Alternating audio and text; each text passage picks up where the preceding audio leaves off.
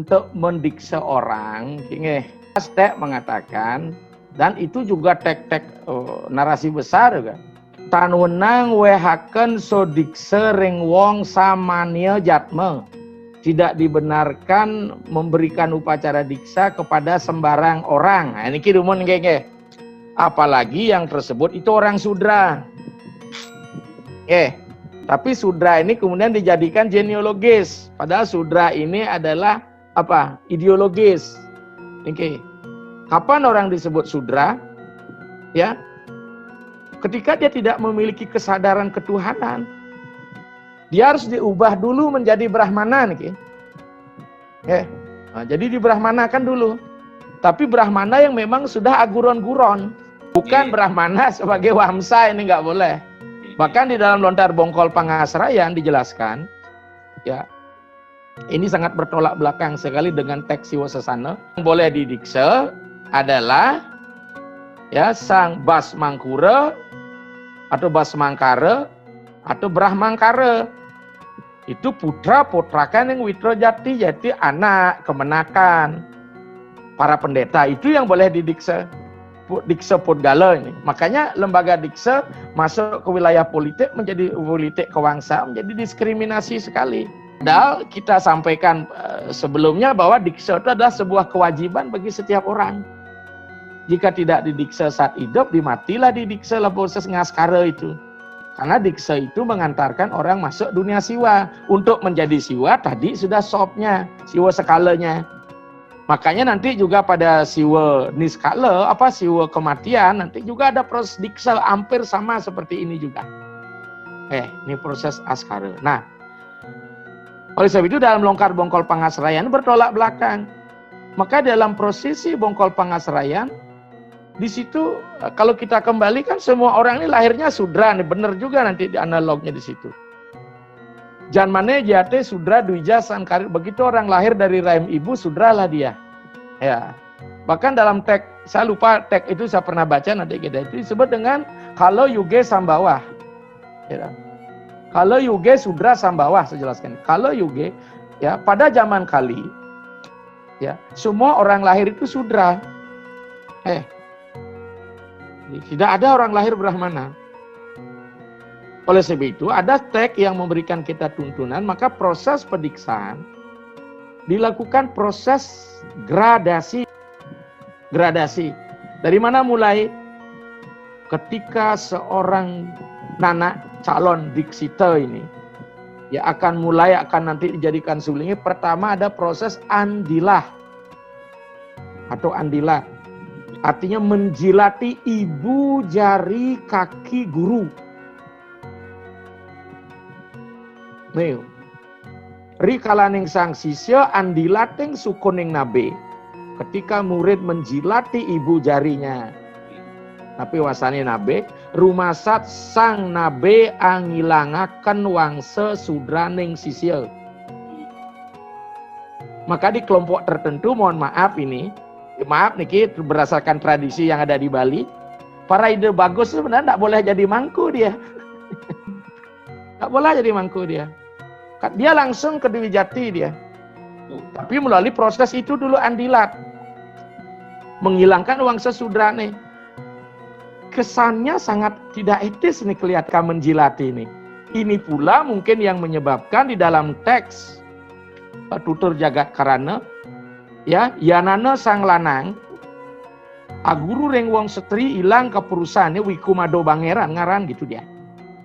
Jika ada seorang laki-laki berguru pada wanita, hilang purusanya, kesadaran maskulinnya, tanunang nangunakan sangar kabuyutan wikumado banger. Jadi orang yang mabuk oleh bau amis, begitu dikatakan di situ. Jadi tidak dibenarkan menabe pada seorang wanita berdasarkan teks Tutur Jagat Karana, mungkin karena mendilati kaki zaman dulu tidak nyaman lah situasi kan seperti ini ya. Nah, tapi kenyataannya dalam lontar buku Mahanirwana Tantra, guru itu tidak spesifikasi kepada seorang laki-laki saja. Bagi seorang wanita yang telah memiliki kualifikasi untuk itu bisa, bahkan 8 kali lebih hebat energi seorang guru wanita dibandingkan seorang guru laki-laki, begitu dikatakan. nih. Nah, kita kembali pada teks tutur jagat karana yang sebenarnya nanti kita akan bahas. Riwus andilati sukung ning nabe naik dalam grade dia ngutang wangsa, hilanglah sudranya, jadilah dia wesya. Kalau setelah itu dilakukan upacara nuwun pada. Ya. Nuwun pada. Ya, nuwun pada itu apa? Sang nabe menginjakkan telapak kaki atau ujung jari kaki kirinya di ubun-ubun anak. Dalam teks Lontar Bongkal Pangasrayan. Rumasat sang guru angilangaken wangsa wesyane. Jadi tadi udah hilang sudranya, sekarang naik jadi wesya dia. Oke. Mengapa menjunjung kaki? Memang ada doa begini, guru pada namaskara. Guru pada namaskara, hormatlah engkau kepada kaki guru. Guru pada kaki guru, namaskara. Guru pada namaskara dewa-dewa stitah guru santi pusti wasat karma karya sidis cejayate. Ini dia. Ini di dalam pedoman yang ada di Semetonan de Bagus. Niki dumun kita katakan. Oke, pertama dari siwa. Nah, setelah itu baru dia diberikan tirta. Setelah diinjak kepalanya, jangan dikatakan kaki itu nista. Dalam segi filosofi, ujung jempol ini empu. Empu namanya jempol itu. Jempol tangan, jempol kaki, empu. Empung kara, empung pada gitu ya. Ibu jari sesungguhnya adalah ulu daripada konstruksi kaki. Kan? Makanya ulu pada jempol kaki namanya apa? Ulu puon namanya dalam kediatmikan. Jadi jempol kaki itu ulu puon itu. Maka disinilah dibakar semua kekotoran-kekotoran kesudraan bagi sisya itu. Gitu. Nah ini jangan sampai nyilapang telapak anu nih ke jempol saya, jangan dilihat jempolnya. Mungkin kalau bawa ke teori kritis, teori hegemoni begitu menghegemoni nabe itu kepada anak-anaknya, tidak. Itu memang sopnya seperti itu. Karena rumasat dia mengisap kepala guru, tidak mungkin orang nyedot kepala guru karena seorang Brahmana itu kan lahir dari kepala dia, tapi tidak kepalanya di sini, justru kepala yang ada di kaki gitu. Karena sebagai murid pada sewana makan melayani kaki guru begitu. Luar biasa sekali kalau kita bahas ini. Jadi kita tidak menjustice.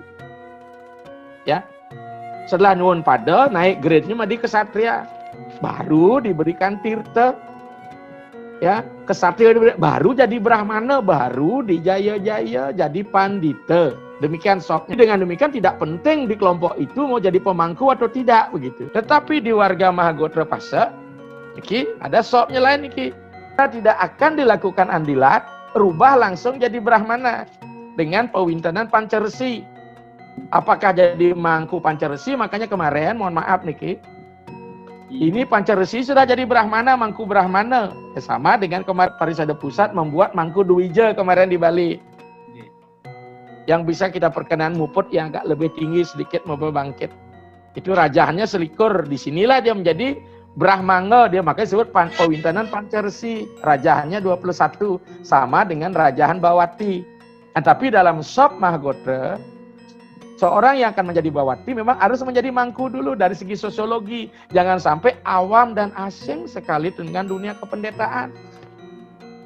Jadi puja-pujanya sudah sebagian akan dihafal. Apalagi para pinandita di luar daerah, dia sudah tidak lagi menggunakan arga Kesuma Dewa Sangkol Putih, sudah banyak menggunakan arga patra punggal, terutama pinandita yang dididik melalui proyeknya Pemprov Bali dumun, pendidikan pinandita sebulan nih kintan. Jadi harga patra udah harga patra punggal nih kan. Tinggal menambahkan saja nanti dengan mudra dan puja-puja penghargaan yang lain, jadi sudah jadi sulit nih. Dengan demikian kalau menaik jadi bawati memang mangku dulu. Tapi ada yang tidak jadi bawati, kalau memang mau medikset ya kita langsung kan menjadi Napi Wastane, pemangku Dwija atau pemangku gede gitu. Dengan pewintanan selikur yang disebut dengan pewintanan Pancaresi. Pancaresi ini langsung bisa Dwijati sebenarnya. Nah, perlu juga dipahami. Di kita belum ada dua pendapat ini. berdasarkan Teh Agastya Parwo dan apa yang dilakukan oleh klan Ide Bagus yang menjadi pedana, bahwa dikse itu adalah awal dari proses pembelajaran. Ya, dikse dulu baru boleh belajar Weda. Oke, apan tanona ngwehaken amarahaken sang yang Weda ring wong durung sudikse. Nah, kalau di Pasak tidak, dikse dia dulu menjadi Brahmana, ya, yang menjadi Bawati. Setelah itu berikan dikse Dwijati Apodgala sebagai bentuk apa? Penyelesaian pembelajaran. Sehingga usai dikse dia boleh ngelingyang Weda dan pulang linga gitu, karena sudah dipelajari masa Bawati. Oke, jadi dikse Bawati adalah dikse mahasiswa Upanayana, penerimaan mahasiswa baru. Sementara dikse adalah wisudanya. Amah telah mengetahui apa? Sertifikat, kompetensi, profesionalisasi gitu.